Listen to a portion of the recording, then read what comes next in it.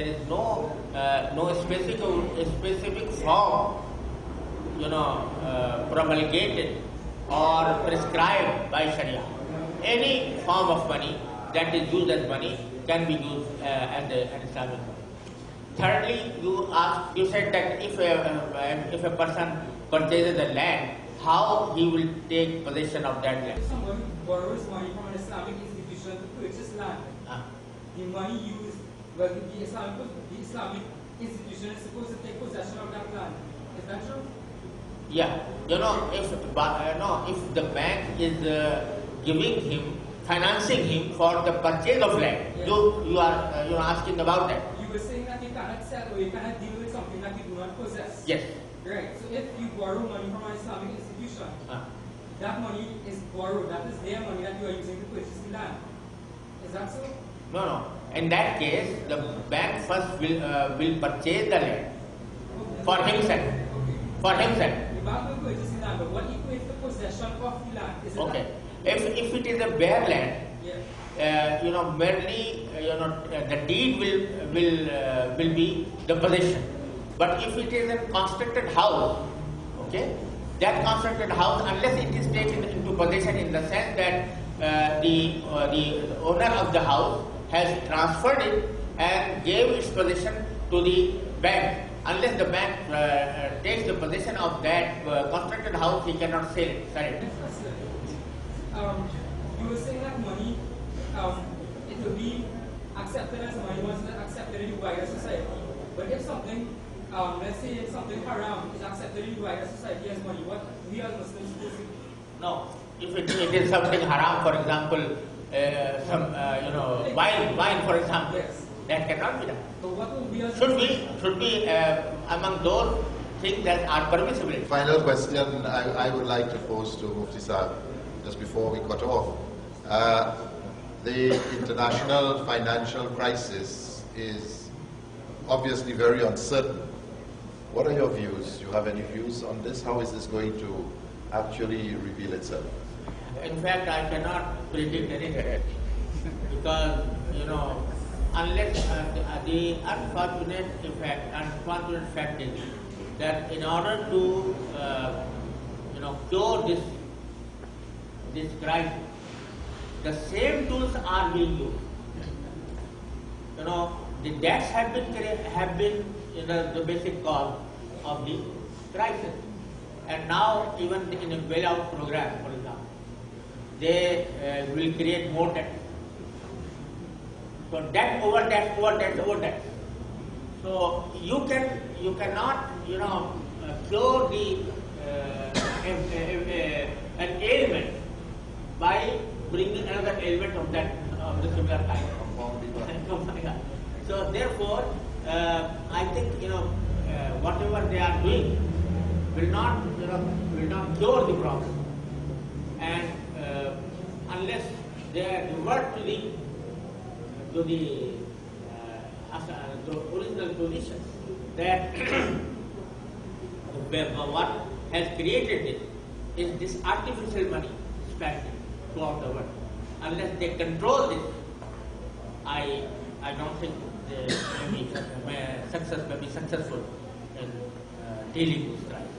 But Allah knows best what is going to happen. On your behalf, I would like to thank Mufti Sahib most profoundly for his discourse here tonight, and I'm sure that we have had an insight. What is very, very evident and clear is that we as a community in Trinidad and Tobago, we are moving out of, not that we are putting aside, we are moving beyond rituals and within the parameters of a lot of what we adhere to as Muslims, and we are now seeing the Islamic principles, more particularly Islamic economics, Islamic monetary system, Islamic financing, and such topics are now taking center stage, not in the masjids, but on the international scene.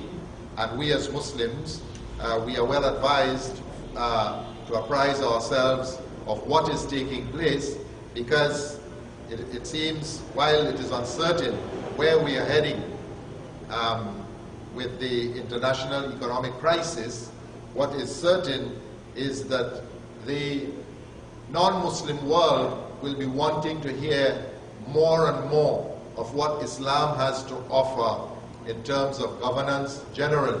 And this really demonstrates the relevance of the learning of our scholars who have studied Islamic economics, Islamic banking, Islamic finance, and so on.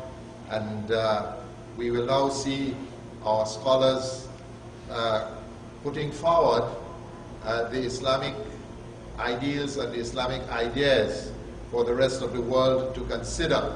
So we are actually in an experience that can be described as a pioneering experience here in Trinidad and Tobago with the visit of our Mufti Sahib.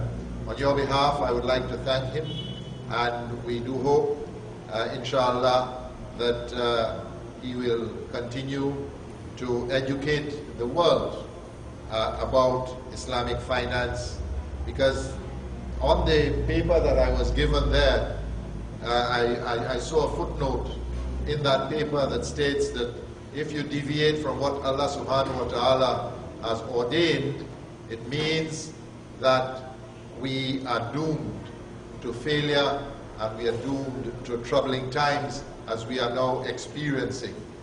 And I'm sure that Mufti Sahib is at all times prepared to argue that Islamic financing is the only way out, for the simple reason and basic reason that it has been ordained by Allah subhanahu wa ta'ala.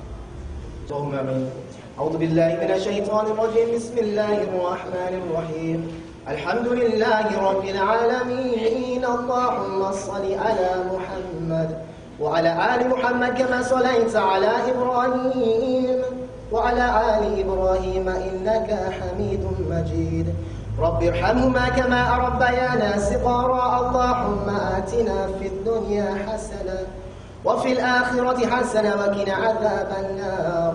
اللهم إنا نسألك الجنة ونعوذ بك من النار يا خالق الجنة والنار برحمتك يا عزيز يا غفار يا كريم يا ستار يا رحيم يا جبار يا خالق يا بار. اللهم أجرنا من النار يا مجير يا مجير يا مجير برحمتك يا أرحم الراحمين. آمين آمين يا رب العالمين. لا إله إلا الله محمد رسول الله. لا إله إلا الله وحده لا شريك له له الملك وله الحمد يحيي ويميت. لا إله إلا الله وحده لا شريك له